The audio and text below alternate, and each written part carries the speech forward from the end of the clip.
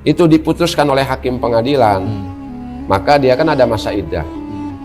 Nah, di dalam masa iddah itu boleh rujuk dia, boleh kembali tanpa ada pernikahan baru.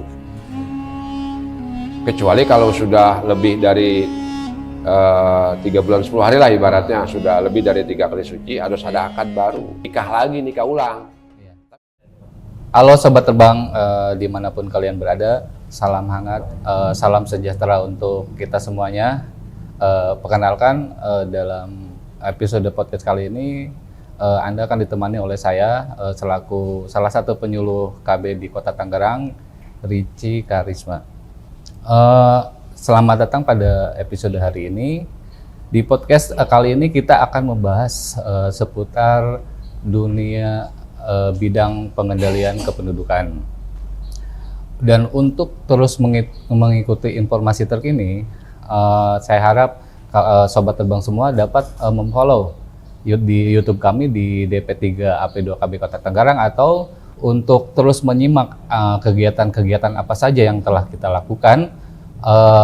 Sahabat-sahabat juga dapat memfollow IG kami di UPT_Kota Tangerang agar dapat terus menyimak kegiatan-kegiatan apa yang telah kita lakukan.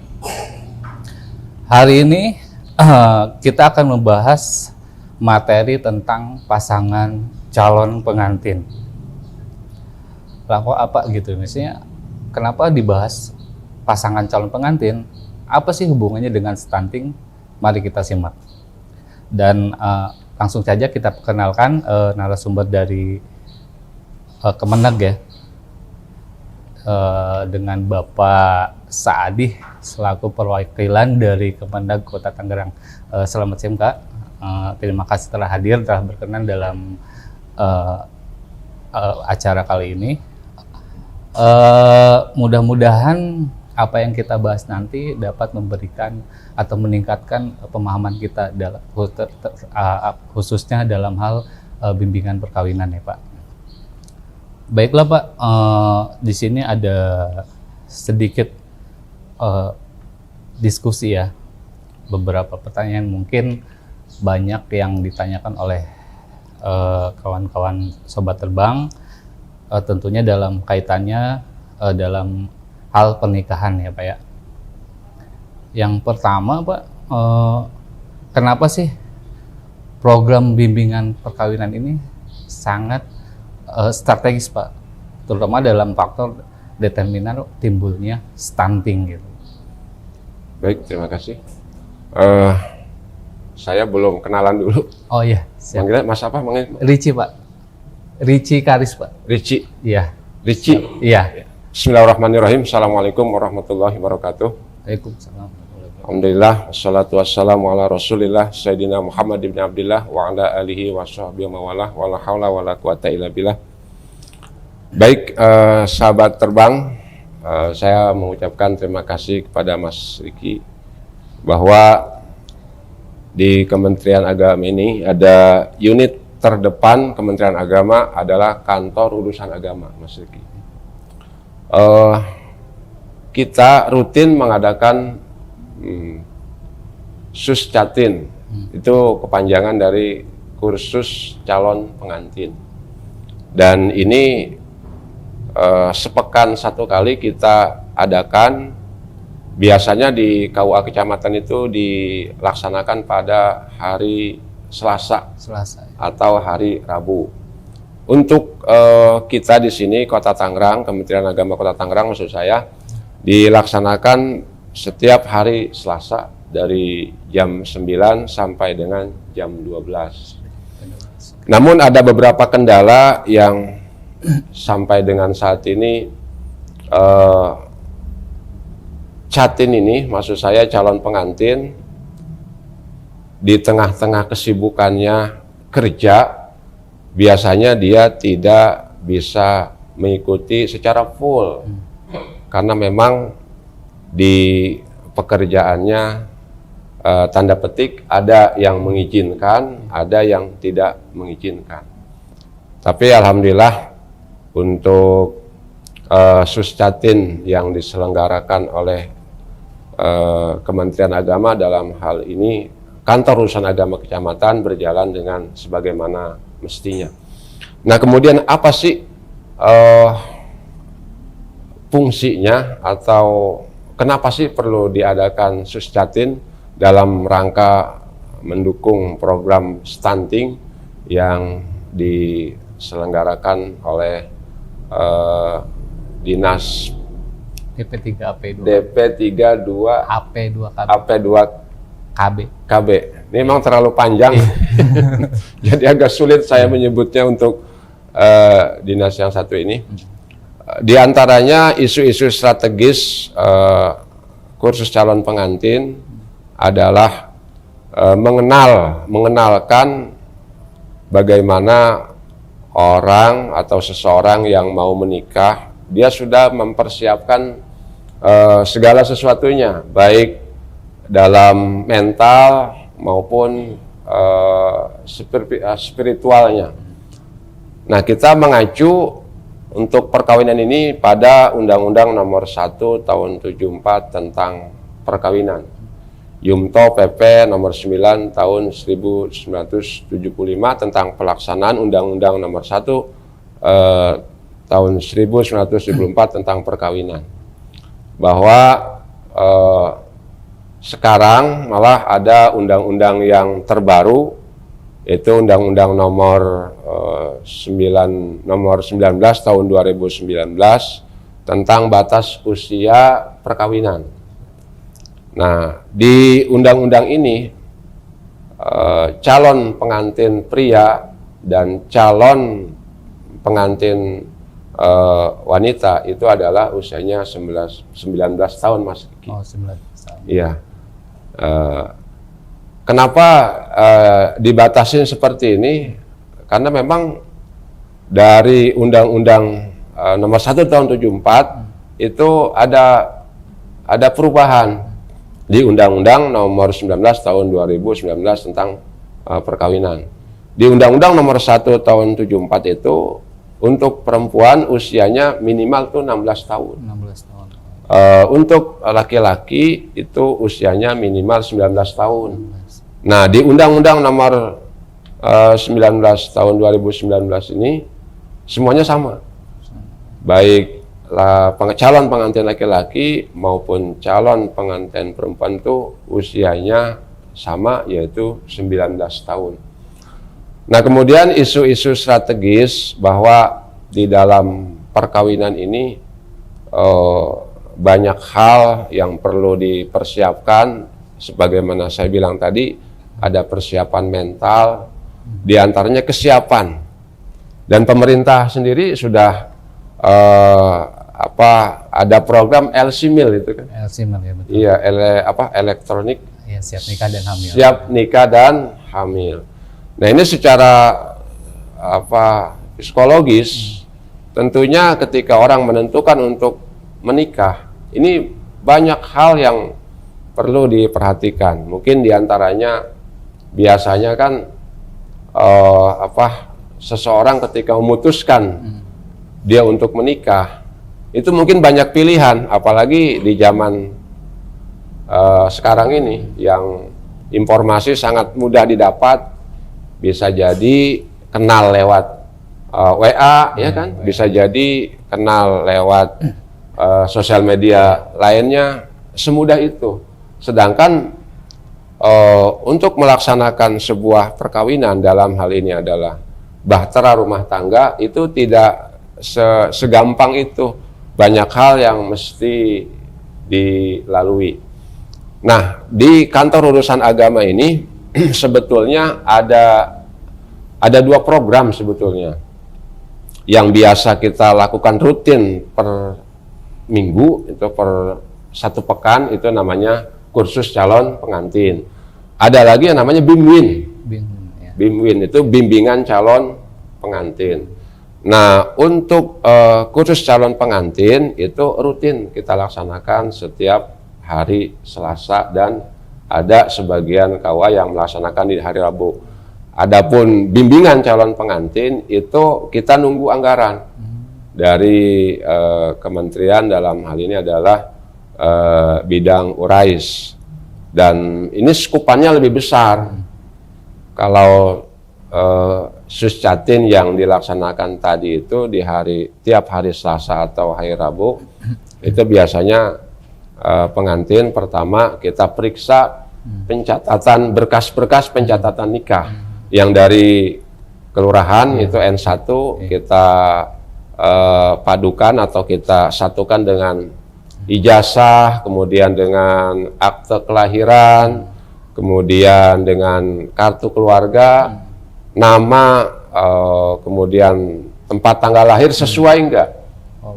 Nah, ini di situ kita sering menemukan kendala. Biasanya di KTP-nya namanya A, nah di ijazah namanya beda, di akte kelahiran namanya beda, gitu kan.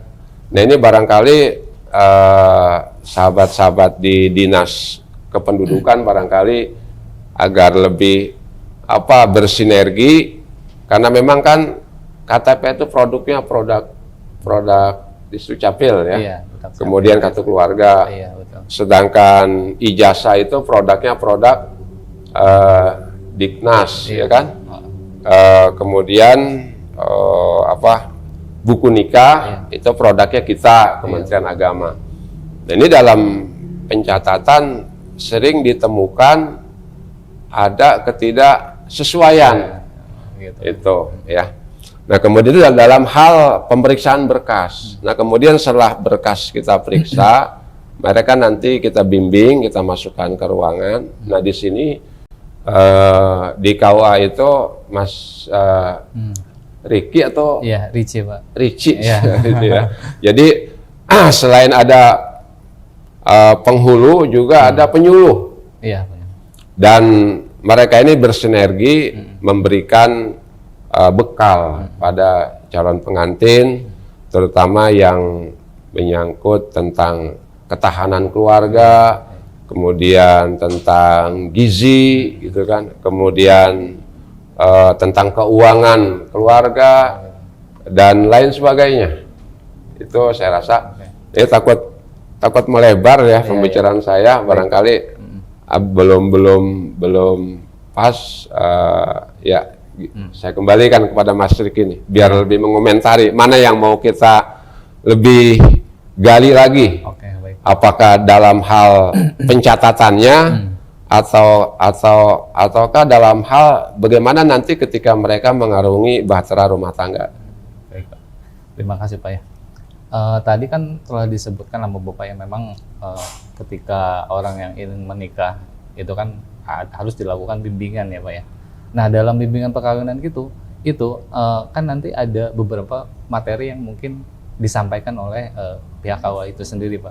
Kira-kira materi apa saja sih, Pak, yang biasanya yang disampaikan untuk melakukan bimbingan pernikahan itu, Pak? Baik,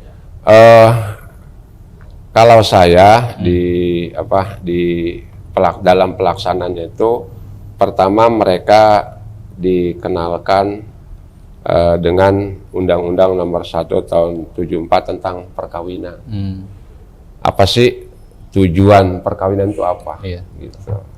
Kan itu membentuk keluarga yang sakinah, mawadah, warohmah.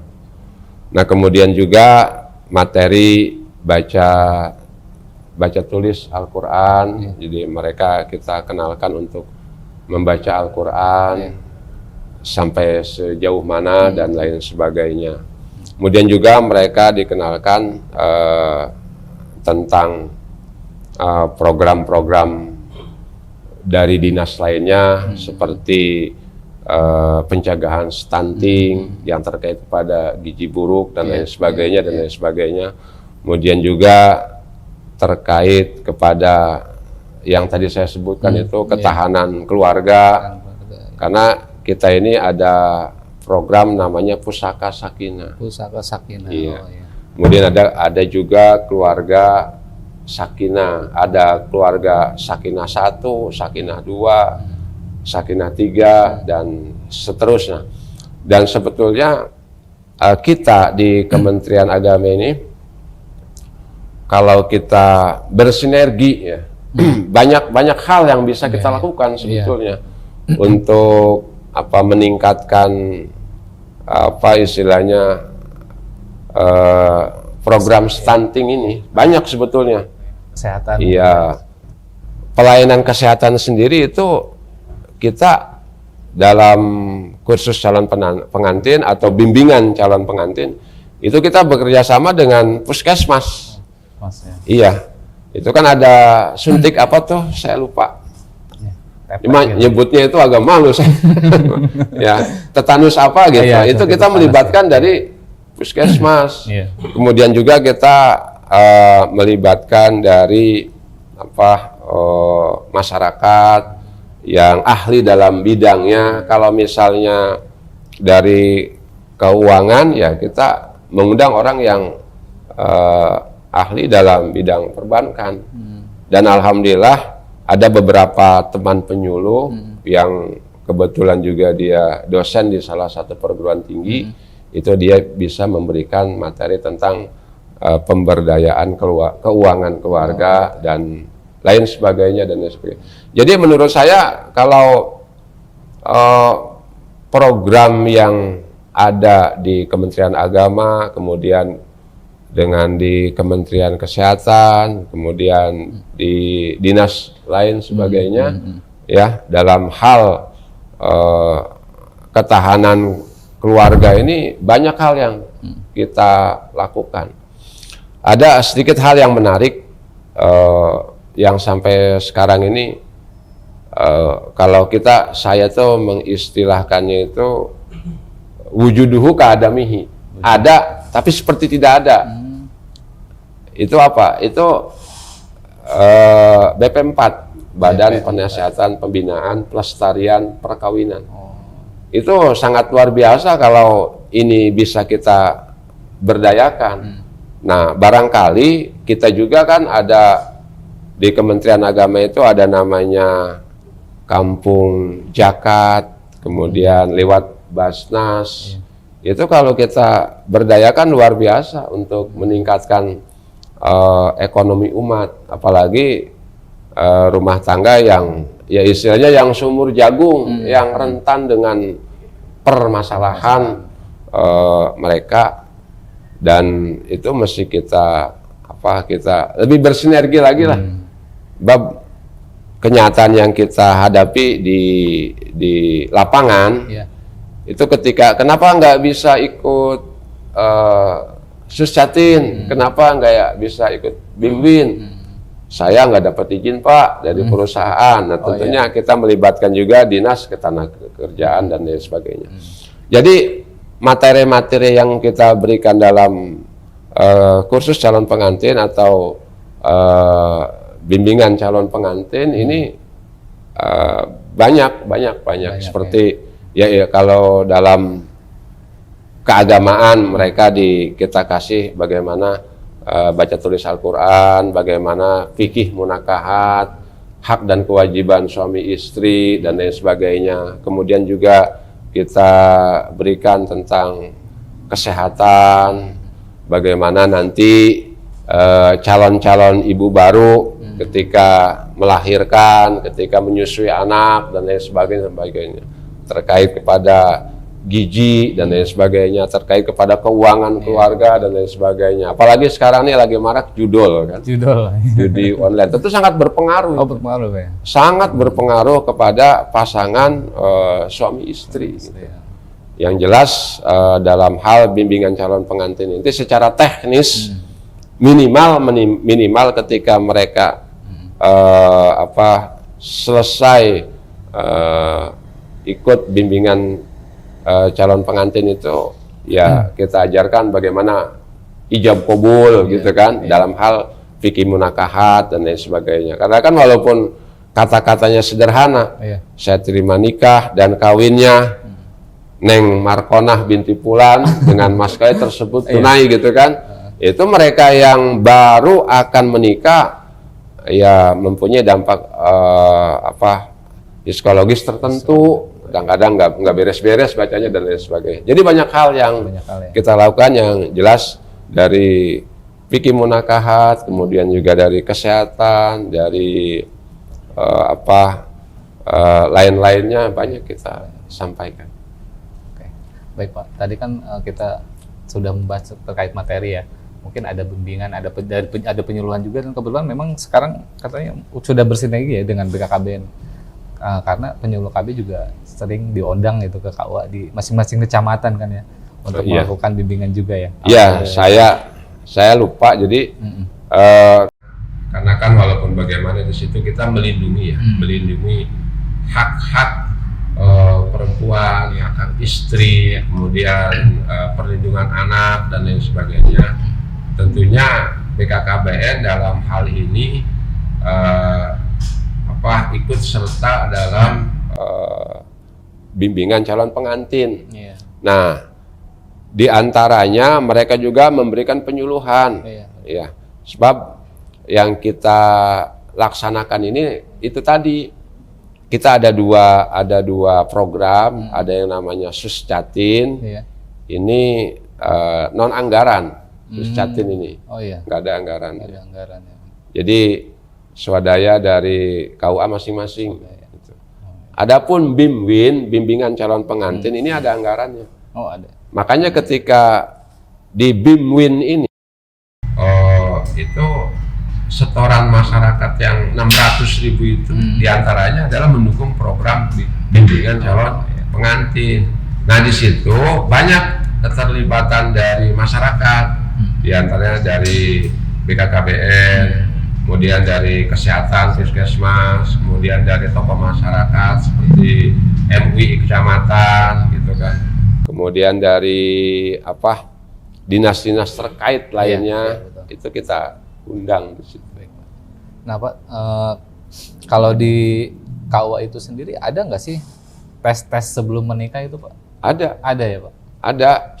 Ya itu kita biasanya pretest itu. Pretest. Pretest itu ya ada beberapa hal terkait kepada undang-undang tentang perkawinan gitu kan, yang saya sebutkan tadi, berapa batas minimal perkawinan, kemudian juga tentang program-program kesehatan, kemudian tentang nanti siapkah dia menjadi seorang ayah, apa siap dia menjadi seorang ibu, bagaimana nanti mengelola keuangan, bagaimana nanti untuk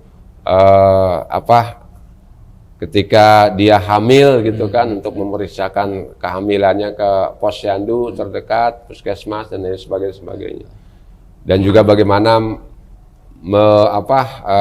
menjaga reproduksi, tentunya ini yang lebih spesifik atau yang lebih kompeten yang menjelaskannya ya BKKBN gitu. Karena kalau saya kan dari Kementerian Agama hanya menjelaskan tentang ya Undang-Undang Nomor 1 Tahun 2004, kemudian tentang fikih munakahat, tentang hal-hal keagamaan. Jadi menurut saya gitu ya, yang mesti kita kedepannya ini bagaimana kita bersinergi nih, Kementerian Agama, Dinas Kesehatan, dalam hal ini mungkin juga BKKBN, DP3, AP2KB, kemudian Dinas Ketenaga-kerjaan, Dinas Pendidikan, karena di situ semuanya ada.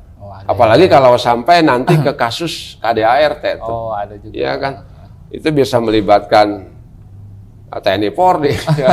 Iya, saya serius. Kenapa? Karena ketika berhadapan dengan orang-orang yang bermasalah, ya sebetulnya ada lembaga yang barangkali dalam hal ini pemerintah, dalam hal ini Pemkot Tangerang, itu ada kita membuat program yang namanya BP4 itu. Itu sudah ada. Itu mitranya Kementerian Agama. Yang tadi saya bilang itu Badan Penasihatan Pembinaan Pelestarian Perkawinan. Gitu. Itu bisa mencegah, kita upayakan orang jangan sampai cerai Oh, gitu. Jadi di KUA itu ya dalam hal ini Kementerian Agama di KUA itu nggak ada istilah perceraian sebetulnya. Nggak ada ya? Nggak ada. Oh, nggak Jadi ada. yang ada itu membahagiakan orang. Membahagiakan orang. Ya cuma itu tadi keberadaan Badan Penasehat Pembinaan Pelestarian Perkawinan ini itu wujuduhu kadamihi gitu. Oh iya siapa? Ada tapi seperti tidak Tidak ada gitu ya. Nah ya, tadi yang BP4 itu sendiri itu Pak, adanya di mana sih Pak? Mungkin ya teman-teman juga penasaran gitu, apa sih BP4 itu? Oke, Kok jadi jarang ngelihat gitu. Iya. Makanya itu tadi. Ah. Dulu saya itu hampir jadi itu. Oh, Hampir jadi MOU, cuma saya lupa udah lama banget gitu Udah ya. lama. Kita hampir mau punya gedungnya itu. oh gitu. Di Dan itu masih Pemkot Kota Tangerang. Oh gitu. Masih satu belum bisa badan terlaksana. dengan satu lingkup sama Kemendag apa terpisah gitu? Terpisah. Oh terpisah. Mitra. Oh mitra ya. Mitra.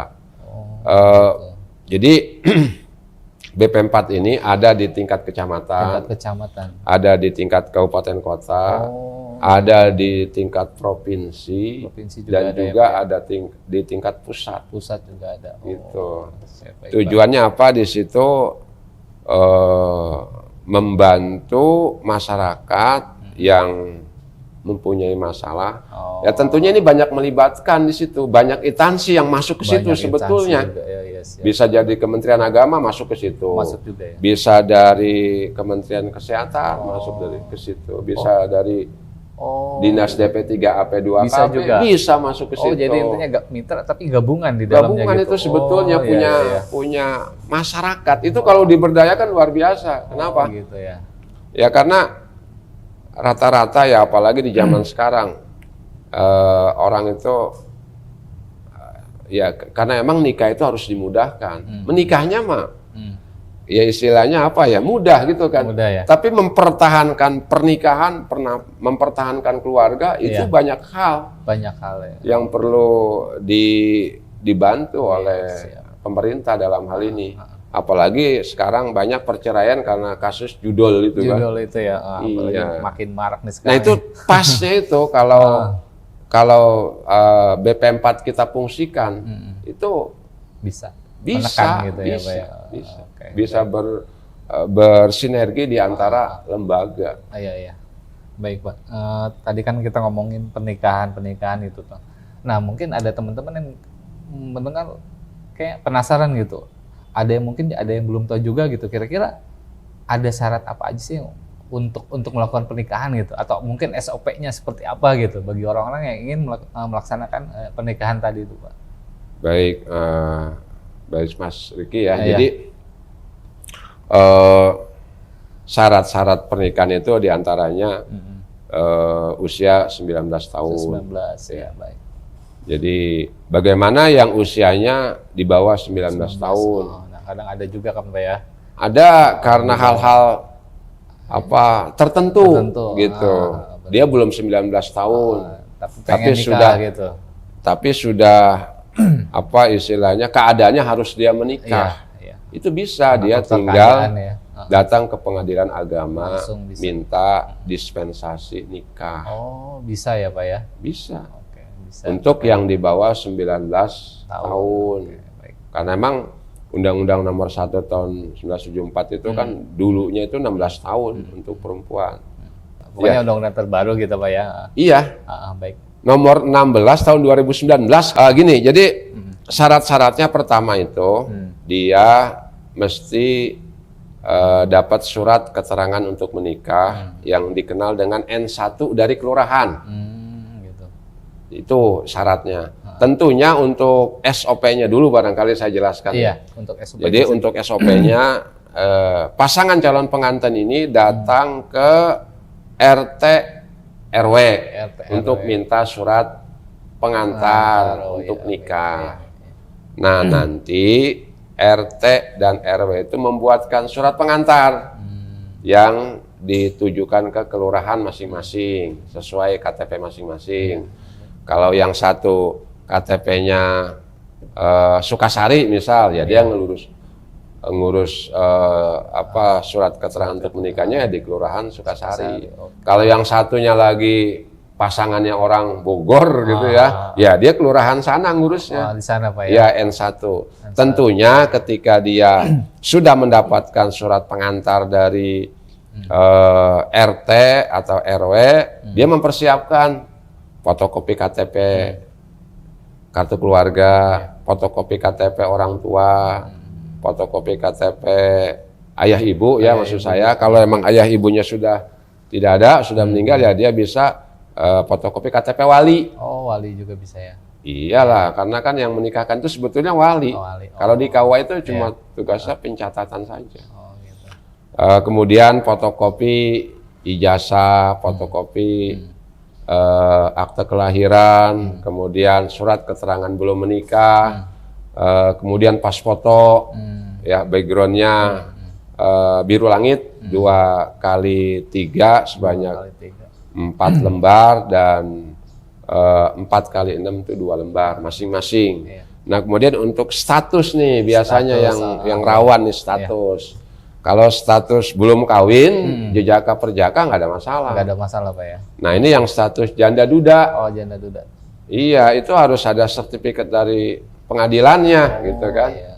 Dan juga sekarang ini di ketentuan edaran yang sudah berjalan bahwa bukan hanya untuk pasangan pasangan perempuan aja yang ada masa idahnya. Oh, laki-laki juga ada? Laki-laki juga ada. Jadi kan kalau janda, ketika dia menikah lagi itu kan harus selesai masa idah. Iya, masa idah.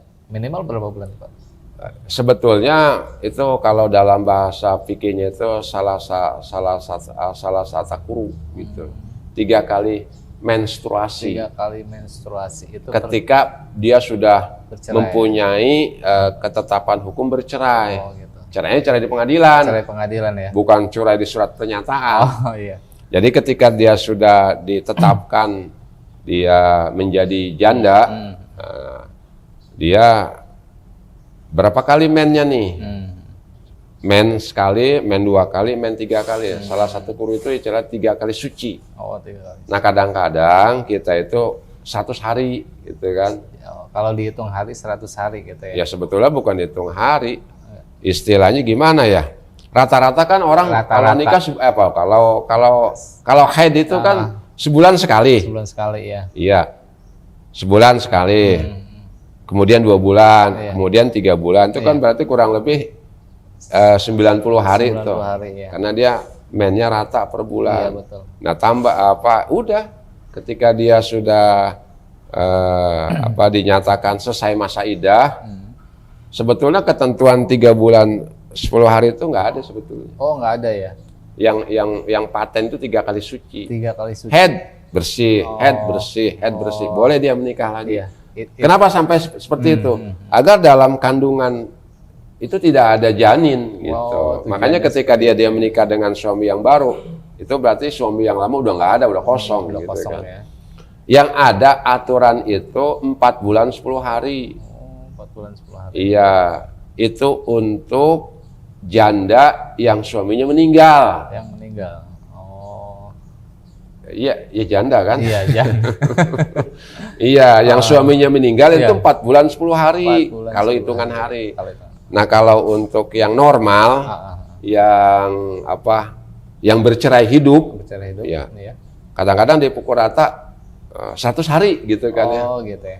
Sebetulnya aturan patennya itu 3 kali head. 3 kali head ya. Iya, memang head ini kan bisa tanggal 16 head, besok tanggal 16 lagi head, besok nggak nentu gitu sampai ketiga, iya. Tapi rata-rata udah jadi ini 3 bulan 10 hari diistilahkan. Oh istilah ya, benar. Berarti laki-laki pun sama Pak ya? Sama laki-laki juga. Kenapa? Jadi pertimbangannya gini, ketika seseorang pasangan suami istri ini dia pisah, gitu kan, dalam hal sudah mempunyai kekuatan hukum, ada akte cerai dari pengadilan agama, rata-rata itu vonisnya itu talak roj'i, talak 1. Oh talak 1. Iya. Jadi selama masa idah belum habis, 3 kali head tadi itu 3 kali suci, Atau gampangnya udahlah 100 hari gitu kan, 3 bulan 10 hari gitu kan. Itu si suami masih bisa rujuk, masih bisa ya. masih bisa kembali kepada istrinya. Kalau ini perceraian ini terjadi karena memang keinginan suaminya. Jadi ada cerai talak, ada cerai gugat. Ini Mas Rizky harus paham. Apa tuh Pak kira-kira? Kalau cerai talak, itu yang menceraikan itu suaminya. Suaminya. Suaminya yang menceraikan. Itu cerai yang talak. ada yang mempunyai keinginan untuk bercerai itu suaminya.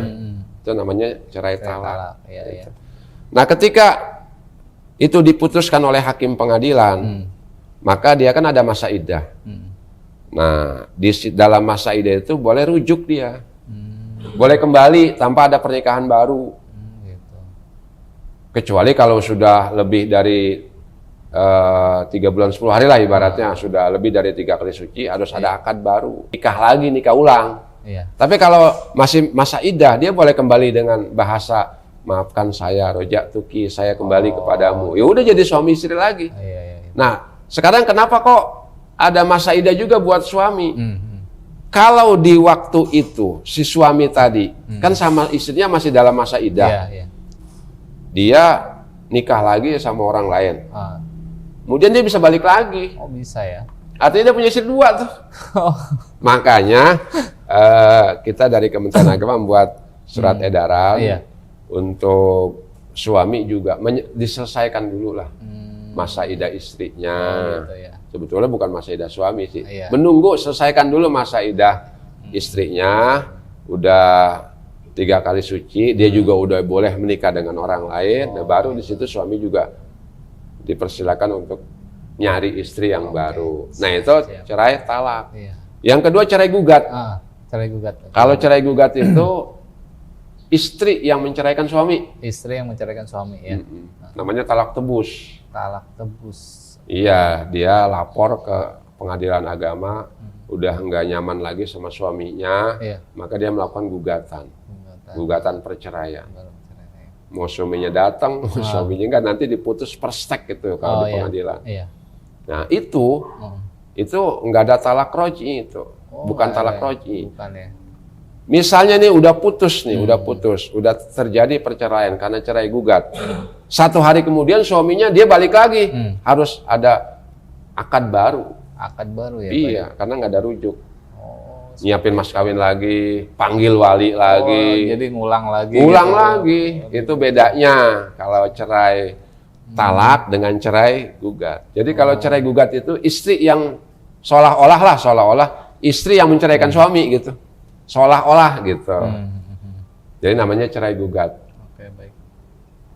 Nah, tadi kira-kira mungkin udah sedikit paham Pak ya terkait apa sih yang disebut kayak cerai talak, cerai gugat ya. Kita alhamdulillah ada pemahaman baru nih Pak ya.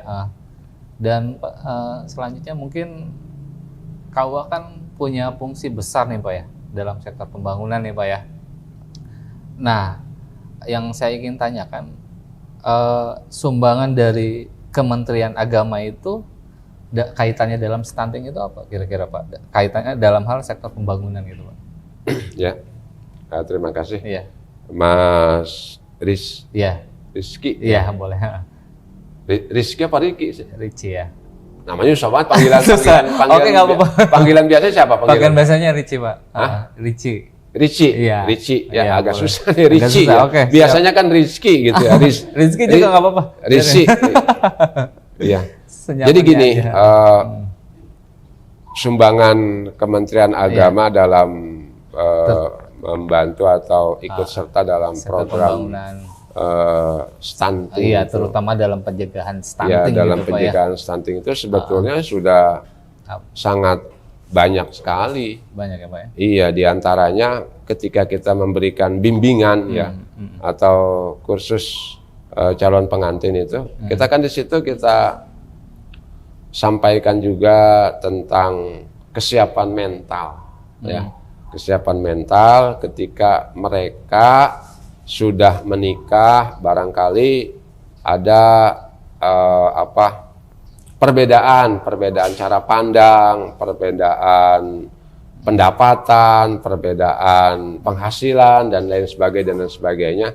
Nah, di situ kita mengadakan penyuluhan yang namanya diantaranya adalah pemberdayaan keuangan rumah tangga.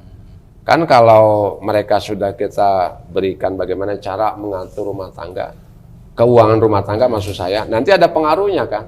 Bagaimana mereka mencari nafkah, kemudian istri menggunakan dengan sebaik-baiknya, agar jangan sampai anaknya itu terkena gizi buruk, ya kan? Nah, tentunya ini kan mereka harus sama-sama saling percaya dan lain sebagainya, membantu. Dalam rumah tangga itu bukan berarti suami itu segala-galanya. Oke lah, dalam hal ketaatan memang istri wajib taat kepada perintah suaminya. Tapi itu pun sepanjang tidak menyalahi aturan syariat, gitu. Nah, sekarang kalau dalam hal kehidupan, dalam hal penghasilan, kan beda-beda. Beda-beda ya Pak ya. Bisa jadi pendapatan istrinya lebih banyak ketimbang suaminya. Nah, gitu. Nah, dalam hal tersebut kita dari Kementerian Agama itu memberikan wawasan, pengertian, pemahaman bagaimana mengembangkan tentang pemberdayaan ekonomi umat, pemberdayaan ekonomi keluarga, agar jangan sampai ketika mereka sudah menikah, menjalani kehidupan rumah tangga, malah bukan litaskunu ilaiha, bukannya tenang, bukannya sakinah mawaddah warahmah, malah centang perenang. Nah, tentunya ya kita ada beberapa hal yang kita lakukan itu tadi, ya. Bisa juga dalam hal mencegah stunting ini, kita bekerja sama dengan Basnas, ya, untuk membantu bagaimana terutama masyarakat yang penghasilan masih di bawah, itu kan ada sumbangan dari Basnas gitu. Itu. Ada ya? Ada. Ada.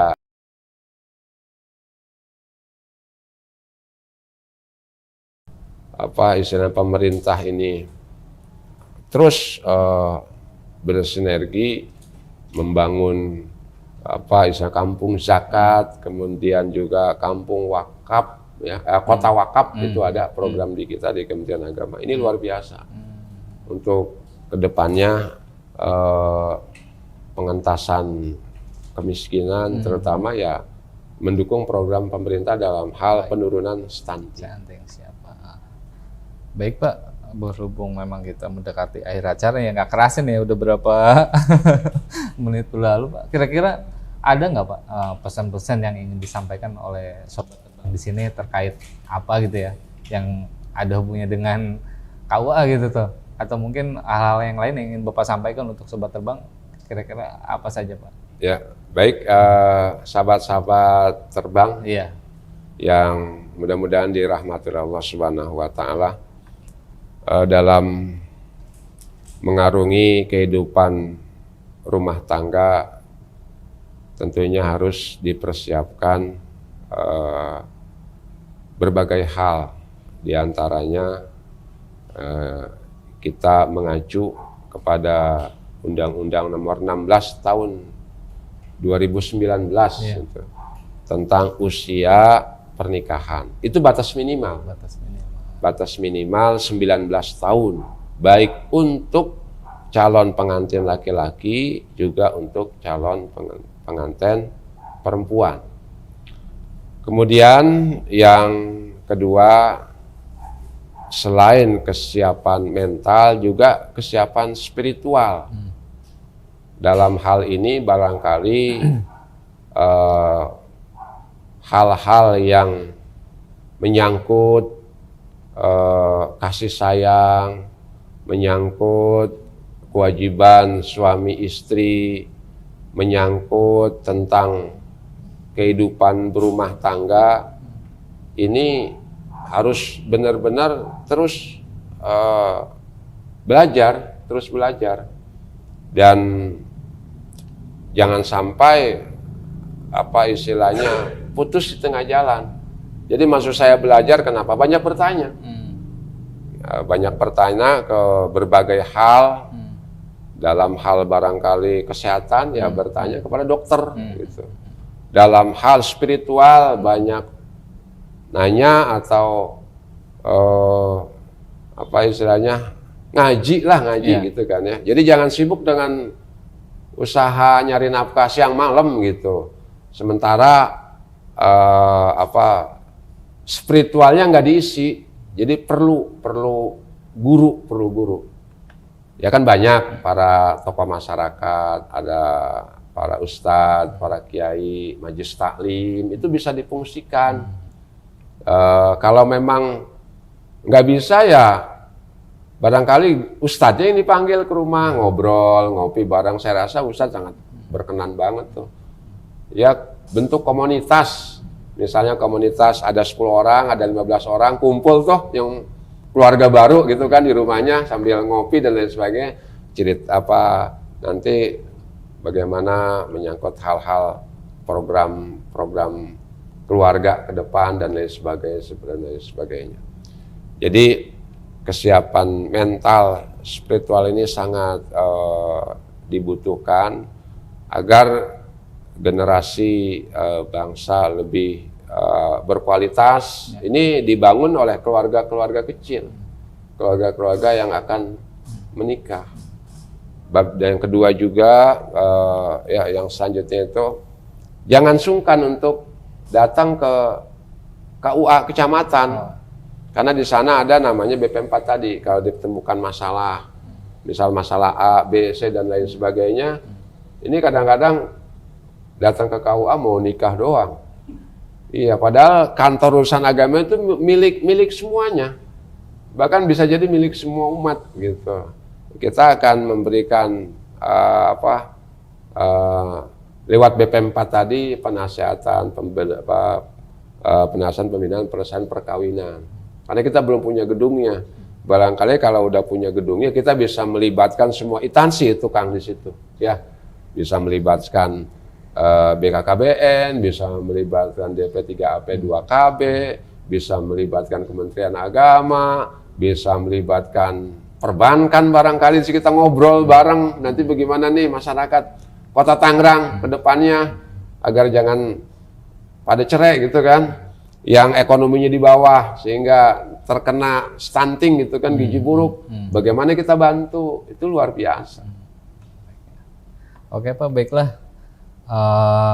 Mungkin demikian ya acara podcast kita hari ini. Terima kasih Pak telah hadir di sini Pak ya. Mudah-mudahan apa yang jadi obrolan kita itu dapat membawa manfaat dan menambah wawasan untuk kita semua Pak.